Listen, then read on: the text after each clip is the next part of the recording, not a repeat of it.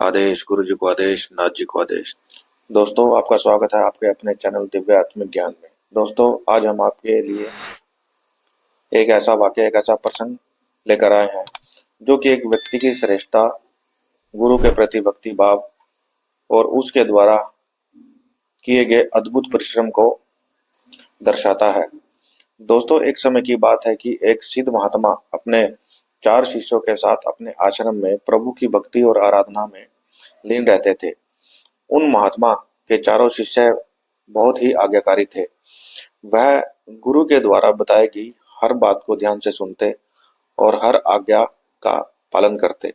वह चारों शिष्य प्रभु की भक्ति और गुरु सेवा में हर समय तत्पर रहते थे और महात्मा जी भी शिष्यों की सेवा भाव से और उनकी सेवा से संतुष्ट थे। परंतु प्रभु की लीला कुछ और ही थी। दोस्तों, उस आश्रम में एक सेवादार भी था जो आश्रम की साफ सफाई करता और वहां रखी हुई गायों की सेवा भी करता था। वह गायों को जैसे घास डालना, दूध निकालना, वह सेवादार हर समय अपनी ही धुन में अपने रोज के कार्य में मगन रहता। एक दिन सेवादार ने चारों शिष्यों को भजन करते देखा तो उसके मन में आया कि मुझे भी महात्मा जी से मंत्र लेना चाहिए और वह महात्मा जी के पास गया और उसने महात्मा जी से कहा, गुरुजी, वैसे तो मैं आपका शिष्य नहीं हूँ, परंतु आप मुझ पर कृपा करें और मुझे भी कोई मंत्र दें। मैं भी भजन भक्ति और प्रभु की भक्ति करना चाहता हूँ। यह बात सुनकर महात्मा जी के चारों शिष्य मन ही मन मुस्कुराए। महात्मा जी एक सिद्ध पुरुष थे। वह समझ गए शिष्यों के मन में क्या क्या बात चल रही है। परंतु महात्मा जी ने सेवादार को कहा, कोई बात नहीं, समय आने पर हम तुम्हें मंत्र भी बता देंगे। परंतु सेवादार ने अपना हट नहीं छोड़ा और वह प्रतिदिन महात्मा जी से पूछता रहा, गुरु जी, मैंने आपको अपना गुरु मान लिया है, आप मंत्र देने की कृपा करें। परंतु महात्मा जी हर बार सेवादार को टाल देते। एक दिन सेवादार ने सोच लिया कि गुरुजी से आज तो मंत्र लेकर ही मानूंगा। दोस्तों, पहले के समय में प्रातःकाल जल्दी उठकर शौच के लिए बाहर जंगल में या बाहर वीराने में ही जाना पड़ता था। तो महात्मा जी जैसे ही सुबह के समय शौच आदि से निवृत्त होने के लिए एक लोटा जल लेकर अपने साथ जंगल की तरफ गए तो सेवादार उनके पीछे पीछे चला गया। तो जैसे महात्मा जी ने अपना जल का लोटा एक साइड में रखा तो सेवादार ने जल का लोटा उठा लिया। महात्मा जी कहने लगे कि पुत्र, ये बेटा, ये हमें लोटा दे दो, हमने जंगल पानी के लिए जाना है और शौच आदि के लिए जाना है, ये हमें लोटा वापस कर दो जल का। तो तब सेवादार ने कहा, नहीं गुरुजी, पहले आप मुझे कोई मंत्र या कोई भजन बता दीजिए ताकि मैं अपना पूजा पाठ नित्य रूप से प्रारंभ कर सकूं। अगर आप नहीं बताएंगे तो मैं ये जल का लोटा आपको वापस नहीं करूंगा। तो महात्मा जी ने एक बार कहा, 2 बार कहा, 3 बार कहा, परंतु वो सेवादार नहीं माना और वो मंत्र दीक्षा के लिए जिद करने लगा। तब महात्मा जी ने क्रोध में आकर कहा कि ये लोटा ही तुम्हारे सर में मारूंगा। सेवादार जो था वो बहुत ही भोला था और उसने सोचा कि गुरु ने यह मंत्र दिया है कि लोटा मारूंगा। तो उन्होंने क्या किया, वो लोटा गुरु को वापस दे दिया और यह बात सुनकर वापस लौट आया आश्रम में। तो और तब से वह प्रतिदिन उसको मंत्र मानकर, जो गुरु ने बोला था क्रोध में, उसको मंत्र मानकर उसका भजन करने लगा। और जब महात्मा जी वापस आश्रम में आए तो उन्होंने दंडवत प्रणाम करते हुए कहा, गुरुजी, आपने मुझे जो मंत्र दिया है मैं उसका प्रतिदिन भजन करूंगा। तो महात्मा जी समझ नहीं पाए कि मैंने इसको कब मंत्र दिया और किस मंत्र की है बात कर रहा है। परंतु सेवादार के मन में तो यह भाव था कि मुझे मंत्र मिल चुका है और इसी तरह वह प्रतिदिन उस मंत्र का 24 घंटे कार्य करते समय, गायों को घास डालते समय, दूध निकालते समय, सफाई करते समय मंत्र का जाप करने लगा और कुछ समय बीतने के बाद बाद महात्मा जी ने सोचा कि अब तो सेवादार ने मंत्र पूछना और मांगना बंद कर दिया है। तो परंतु दोस्तों, जो सेवादार था वो तो उसे तो मंत्र मिल चुका था। तो वो प्रतिदिन उस मंत्र का नित्य नियम से चौबीसों घंटे उठते बैठते जागते वो मंत्र का जाप कर रहा था, लोटा मारूंगा लोटा मारूंगा।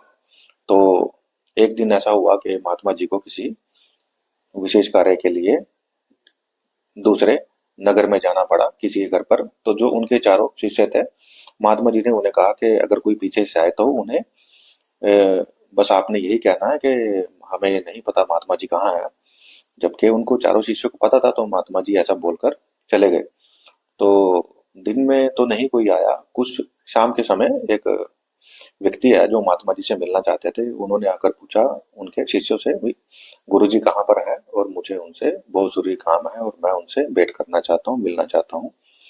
तब चारों शिष्यों ने सोचा कि गुरु जी ने तो मना किया है, नहीं बताना है। तो उन्होंने कहा कि हमें नहीं पता कि गुरु जी इस समय कहाँ पर हैं, और आप कल या परसों आ जाइएगा तो गुरु जी आपको आश्रम में ही मिलेंगे।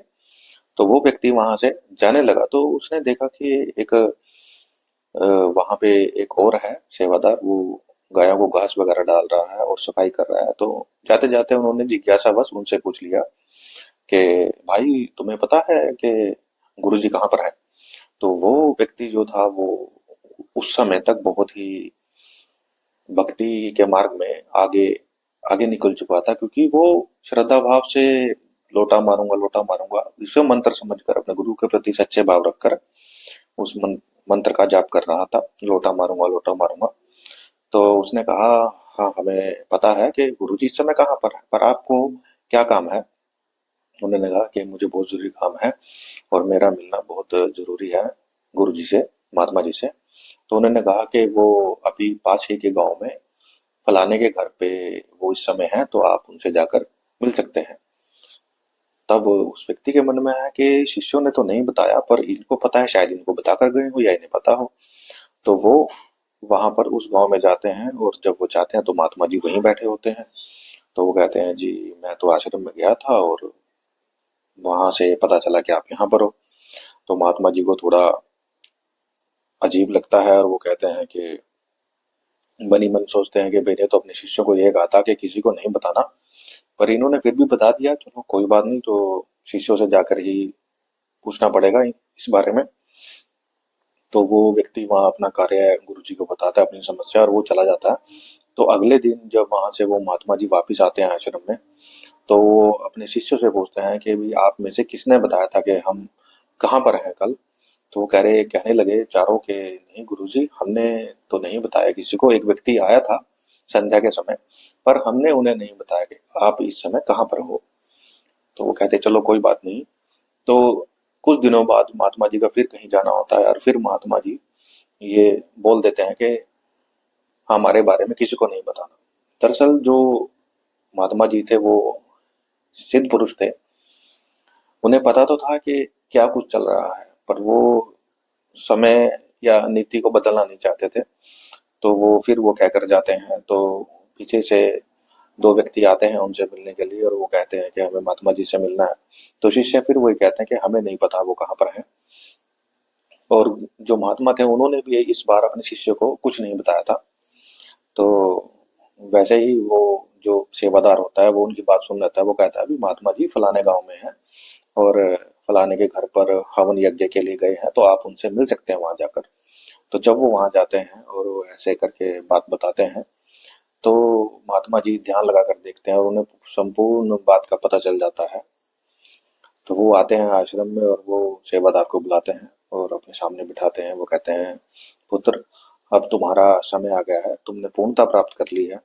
अब तुम्हारा समय आ गया कि तुम कहीं अपनी कुटिया में या कहीं प्रभु की शरण में बैठकर चौबीसों घंटे आराम से भजन ध्यान करो।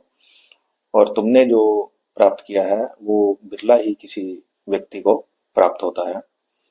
तो चारों शिष्य भी हैरान रहते हैं कि एक समय था कि जब सेवादार ने हमारे सामने मंत्र मांगा था और हम मन ही मन मुस्कुराए थे। तो जो महात्मा जी थे वो उन चारों शिष्यों को बिठाते हैं वहां पर और उन्हें तब वो ज्ञान देते हैं कि हमें किसी के सामर्थ्य पर, किसी की भक्ति या भाव पर या किसी के हमें व्यक्तित्व पर कभी भी हंसना या ऐसा कुछ नहीं सोचना चाहिए कि ये कार्य कर नहीं सकता और मैं ही कर सकता हूँ।